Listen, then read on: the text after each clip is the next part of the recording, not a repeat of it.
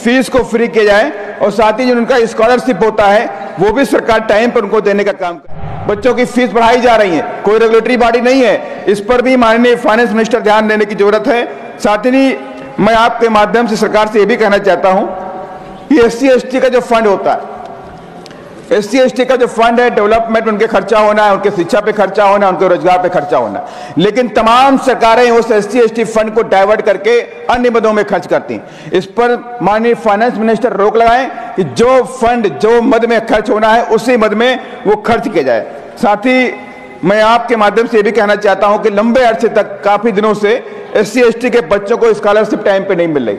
और सरकारी स्कूलों के फीस स्ट्रक्चर की वजह से तमाम SC/ST के जो गरीब बच्चे हैं वो एडमिशन नहीं ले पा रहे। अभी कई जगह पे देखने को मिला, IITs में देखने को मिला कि गरीब बच्चे एडमिशन लेने में असमर्थ रहे। तो मैं आपके माध्यम से सरकार से कहना चाहता हूं कि SC/ST के जो बच्चे, जो गरीब लोग हैं, उनकी फीस को फ्री किया जाए और साथ ही जो उनका स्कॉलरशिप होता है वो भी सरकार टाइम पर उनको देने का काम करे। और इसके साथ ही मैं आपके माध्यम से कहना चाहता हूं कि बाबा साहब डॉक्टर अम्बेडकर ने इस देश के अंदर रोजगार और इस देश को आर्थिक शक्ति के रूप में बनाने के लिए तमाम दस्तावेज लिखे, तमाम तरह के रिसर्च भी दिए और तमाम तरह की किताबें भी लिखी।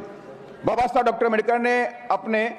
वॉल्यूम नंबर 3 में ये लिखा हुआ है कि इस देश के अंदर जो कृषि क्षेत्र है वो सरकार के अधीन रहना चाहिए और उसके साथ ही ये भी कहा कि बीमा क्षेत्र भी राष्ट्रीयकृत होना चाहिए। अगर आप बीमा को प्राइवेटाइजेशन कर दोगे 100% तो इस देश में बहुत बड़ा जोखिम उठाना पड़ेगा, देश जोखिम की तरफ बढ़ सकता है। इसलिए मैं माननीय फाइनेंस मिनिस्टर से कहूंगा कि इस पर भी पुनर्विचार करें और बाबा साहब की इस बात को भी ध्यान में रखें। और साथ ही सरकारी कर्मचारी लंबे अरसे से मांगते चले आ रहे हैं कि OPS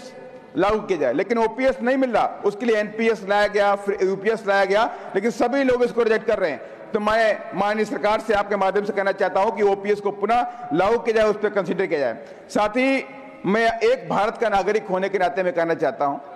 कि देश में हजारों करोड़ रुपया अलग अलग प्रदेशों की सरकारें टैक्स का जो पैसा होता है वो प्रचार में खर्च करती हैं।